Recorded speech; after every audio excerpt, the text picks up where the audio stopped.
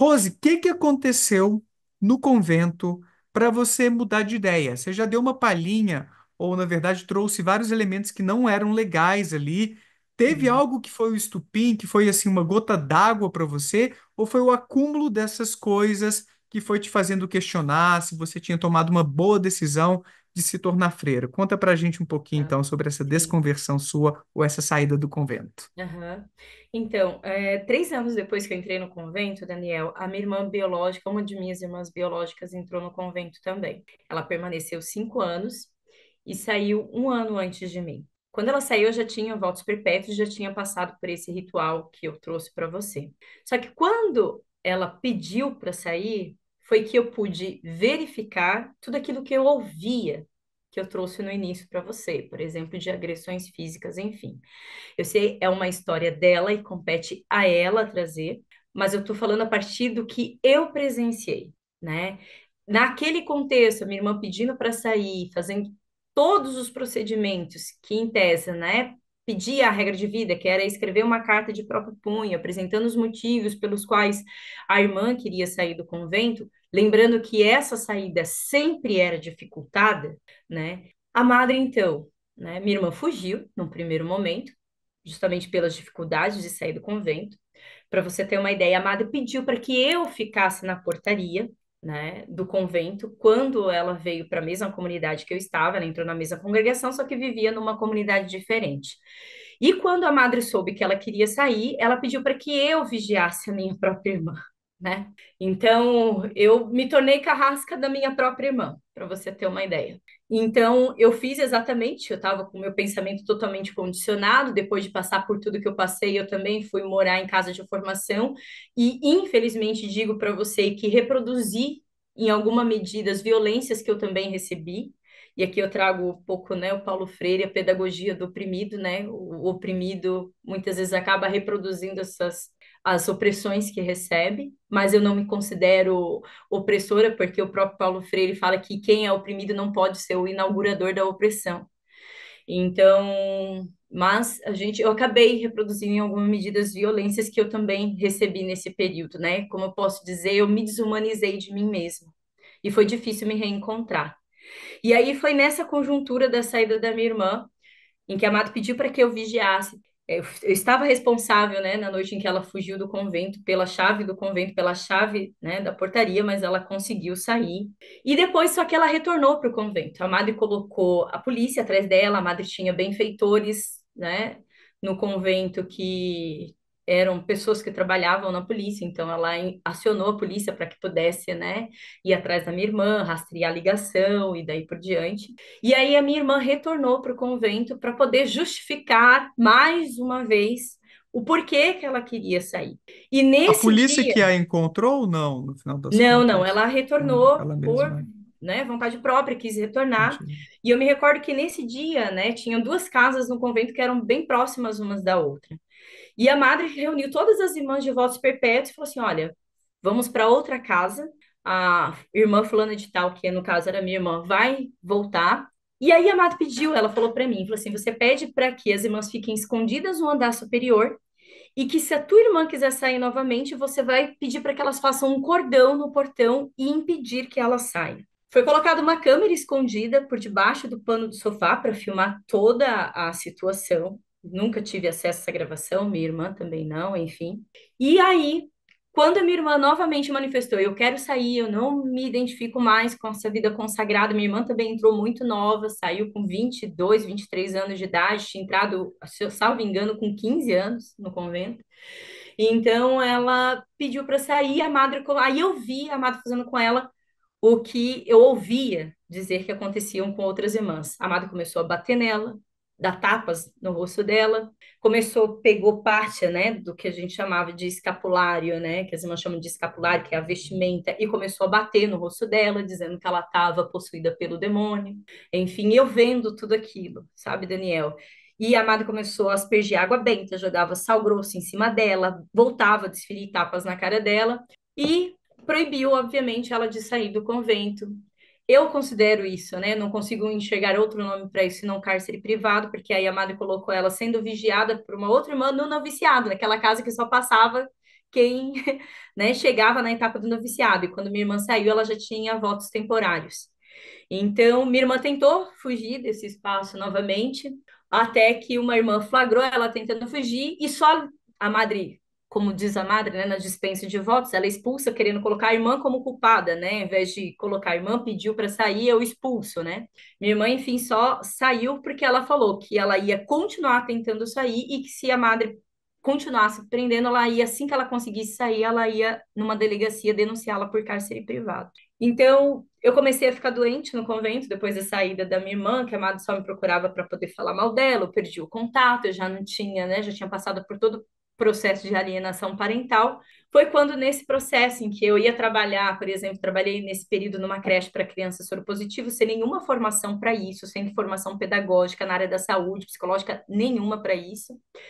Em tese, a gente trabalhava e todo o dinheiro que a gente recebia ia para a conta jurídica da madre, né, para o CNPJ. Então, saí sem R$ 1 no bolso, sem experiência comprovada na carteira. E foi quando, nesse período, eu comecei, acho que por descuido do convento, porque a gente só podia ler livros de santos, né, que a gente chama de livros hagiográficos, né, que falam das histórias dos santos, ou encíclicas papais e daí por diante. Eu tive em mãos uma obra bem reduzida desse livro aqui, Os Miseráveis, de Victor Hugo. E essa literatura que era proibida no convento, porque não me recordo, né? Eu não acessei nenhum tipo de literatura no convento, a não ser essa. Ela me chocou com uma realidade quando eu vi ali que o Monsenhor Bienvenu, né? Bienvenu, ele foi totalmente indulgente com Jean Valjean, que rouba um pedaço de pão para sobreviver. Enfim, tem toda uma trama muito grande. O livro ele é bem intenso, né? Bem denso, mas ele tem uma ação misericordiosa com uma pessoa que cumpria a pena para poder roubar um pedaço de pão, e no convento nem pedaço de pão, nem comida a gente podia dar mais para os pobres. E aquilo me faz enxergar que na madre não existia esse ser misericordioso. Na madre, em algumas irmãs e até mesmo nas minhas atitudes. Além disso, né, acredito também por descuido das irmãs, porque nos nossos períodos de férias conventuais, que só aconteciam, né, a férias para visitar a família a cada 3 anos, no meu caso eu fui com 4 anos, e era de 15 dias. Mas no convento, no mês de dezembro, janeiro ali, as irmãs tinham um curto período para poder, né, que a gente chamava de férias, a gente chamava de convivência. E ali a gente, né, relaxava das atividades pastorais, né, a gente descansava das atividades pastorais. E foi nesse período que eu assisti um filme, e a gente só podia assistir desenho animado ou jornal nesse período, ou jogar banco imobiliário, fazer, né, essas brincadeiras que são totalmente alienantes e não condizem, né, com a nossa idade, enfim, não estou dizendo que quem é adulto não possa jogar, mas eu estou dizendo no contexto em que a gente estava, enfim. E aí foi que eu vi o filme A Lista de Schindler, né? Então, aquele filme me fez enxergar em alguns personagens a mesma característica truculenta, né, que eu via na Madre em algumas irmãs. Então, foram essas duas obras que me fizeram enxergar que eu estava no lugar errado, que aquele lugar não, que naquele lugar, nessas circunstâncias, nessas situações, não poderia existir Deus. E foi ali que, depois de um ano, né, trabalhando comigo essas ideias, indo trabalhar doente, com 40 graus de febre, sem direito a ir ao médico, porque nem ao médico a gente podia ir. Durante todo o período que eu fiquei no convento, eu fui ao médico 2 vezes, né? Mesmo sendo mulher, enfim, eu não sabia nada do meu corpo quando eu saí do convento. Então, foi que eu decidi sair, fugir também. Escrevi uma carta para o bispo. Uma das coisas, eu me lembro até hoje, que uma das irmãs queriam sair do convento, né? Por que que a gente fugia, né? Só, eu sei que eu falo bastante, né? Mas já vou concluir minha fala. Eu me lembro até hoje de uma vez que a madre relatou a história de uma irmã. Eu conheci essa irmã. Ela foi enviada para fora do Brasil e ela tinha pedido para sair do convento. E a gente estava naquele momento de recreação que eu falei para você, e a madre falou: Fulana de Tal quer sair do convento. Se ela quer sair do convento e quer voltar para o Brasil, ela que vire. O termo que ela usou, me desculpa a expressão aqui, né? Ela falou puta, enfim, né? Não sei se eu poderia falar um palavrão, enfim, ela falou, né? Ela que se torne garota de programa, mas a expressão que ela usou, ela que se torne puta na Itália para poder pagar a passagem dela de volta para o Brasil. Então, aquilo eu ouvi, eu não ouvi dizer, né? Eu vi irmãs lá dentro, inclusive, indo parar em sanatórios, né? Que a madre mandava. né? Irmãs para sanatórios que, em tese, né? Eu vi irmãs abrindo guarda-roupa e conversando com o próprio guarda-roupa. Enfim, para você entender o estágio, né, como eu posso dizer, de alienação em que as pessoas chegam nesse espaço. E foi a partir dessa virada que eu resolvi sair do convento, fugir também. Só que saí, escrevi uma carta para o bispo, elencando os motivos pelos quais eu estava saindo. Essa carta não chegou, né, ao bispo, ele não nos acolheu. Eu tinha marcado uma audiência com o bispo, né, enfim.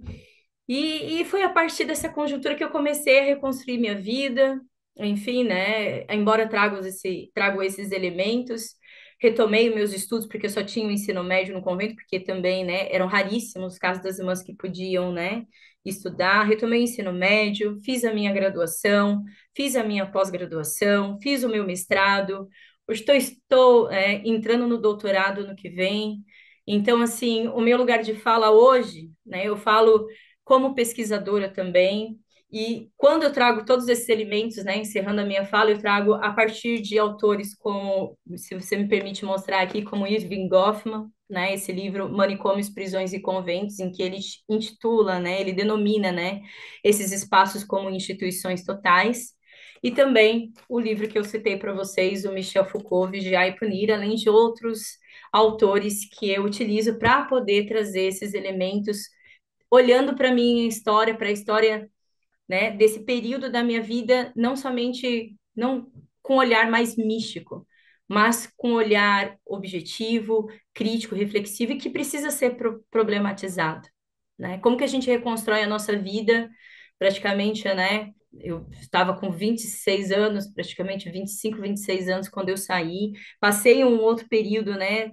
Depois que eu saí do convento, numa outra comunidade de vida, renovei os meus votos e depois percebi que eu realmente não queria mais aquele caminho, porque essa outra comunidade também tinha as mesmas características conservadoras, ritualística lá, nem sequer jornal o pessoal assistir. Enfim, eu teria vários outros elementos para trazer, mas eu sei que existe uma questão de tempo.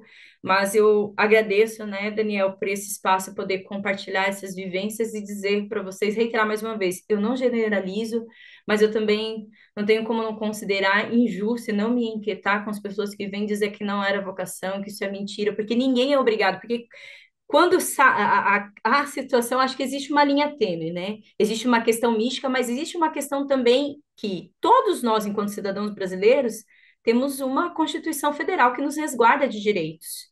Então, nesse espaço, todas as situações que eu trouxe para você, Daniel, algumas ferem sim os direitos fundamentais do cidadão previstos na Constituição Federal. São violações de direitos humanos.